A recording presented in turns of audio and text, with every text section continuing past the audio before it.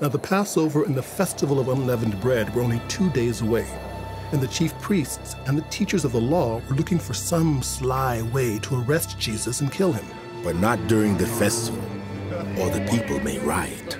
While he was in Bethany, reclining at the table in the home of Simon the leper, a woman came with an alabaster jar of very expensive perfume made of pure nard. She broke the jar and poured the perfume on his head. Some of those present were saying indignantly to one another, Look at this. Why this waste of perfume? Could have been sold for more than a year's wages and the money given to the poor. And they rebuked her harshly. Leave her alone. Why are you bothering her? She has done a beautiful thing to me. The poor you will always have with you, and you can help them anytime you want. But you will not always have me. She did what she could. She poured perfume on my body beforehand to prepare for my burial. Truly, I tell you, wherever the gospel is preached throughout the world, what she has done will also be told in memory of her. Then Judas Iscariot, one of the 12, went to the chief priests to betray Jesus to them.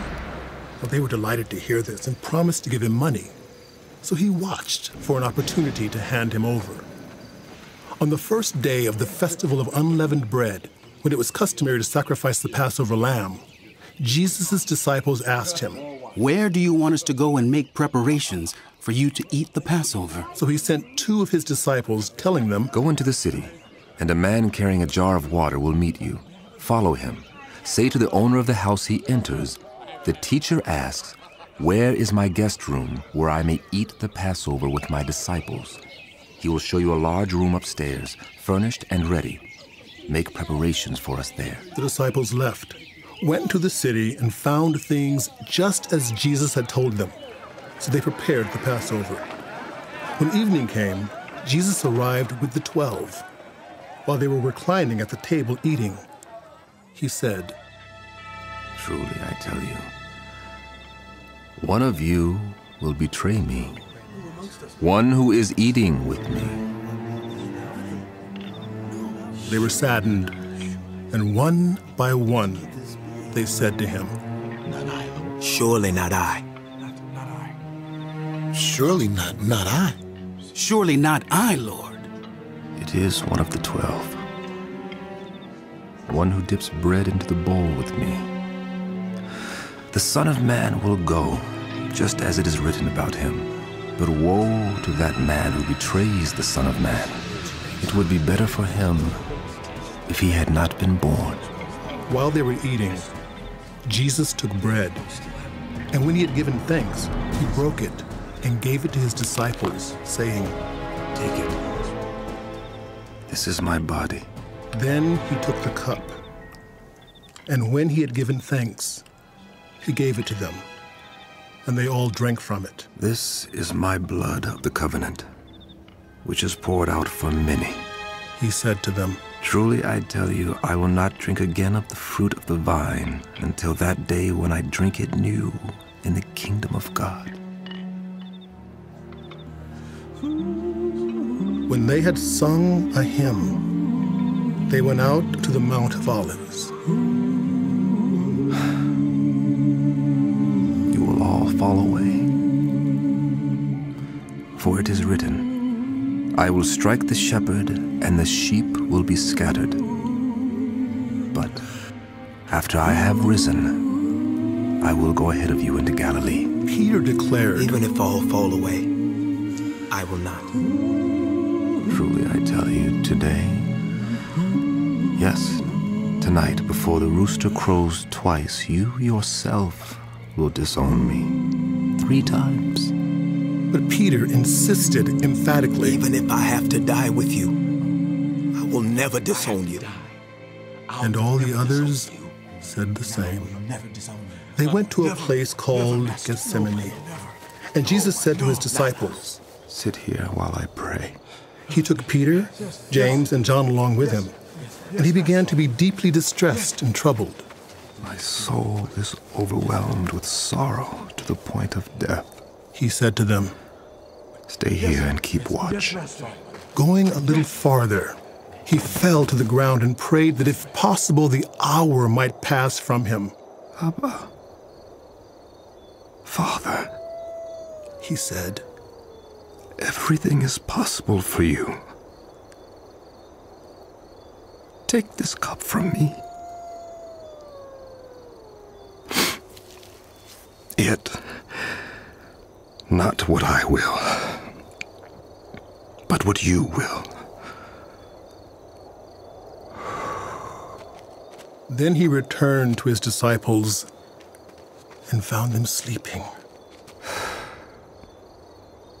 Simon, He said to Peter, are you asleep? Could you not keep watch for 1 hour? Watch and pray so that you will not fall into temptation. The spirit is willing, but the flesh is weak. Once more he went away and prayed the same thing. When he came back, he again found them sleeping because their eyes were heavy. They did not know what to say to him. Returning the third time, he said to them, Are you still sleeping and resting? Enough! The hour has come. Look, the Son of Man is delivered into the hands of sinners. Rise, let us go. Here comes my betrayer. Just as he was speaking, Judas, one of the 12, appeared. With him was a crowd armed with swords and clubs, sent from the chief priests, the teachers of the law, and the elders. Now the betrayer had arranged a signal with them. The one I kiss is the man. Arrest him and lead him away under guard. Going at once to Jesus, Judas said, Rabbi, Seize him. Yes. and kissed him. That's him. The one Judas The men kissed. seized Jesus and Seize arrested him. now. Then one of those standing near drew his sword and Crucify him. struck the servant of the high priest, cutting off his ear. Am I leading a rebellion that you have come out with swords and clubs to capture me? Every day I was with you, teaching in the temple courts, and you did not arrest me. But the scriptures must be fulfilled. Then everyone deserted him and fled. A young man wearing nothing but a linen garment was following Jesus. When they seized him, he fled naked, leaving his garment behind. They took Jesus to the high priest, and all the chief priests, the elders, and the teachers of the law came together. Peter followed him at a distance, right into the courtyard of the high priest. There he sat with the guards and warmed himself at the fire. The chief priests and the whole Sanhedrin were looking for evidence against Jesus so that they could put him to death, but they did not find any. Many testified falsely against him, but their statements did not agree. Then some stood up and gave this false testimony against him. We heard him say, I will destroy this temple made with human hands, and in 3 days will build another, not made with hands. Yet even then their testimony did not agree. Then the high priest stood up before them and asked Jesus, Are you not going to answer? What is this testimony that these men are bringing against you? But Jesus remained silent and gave no answer.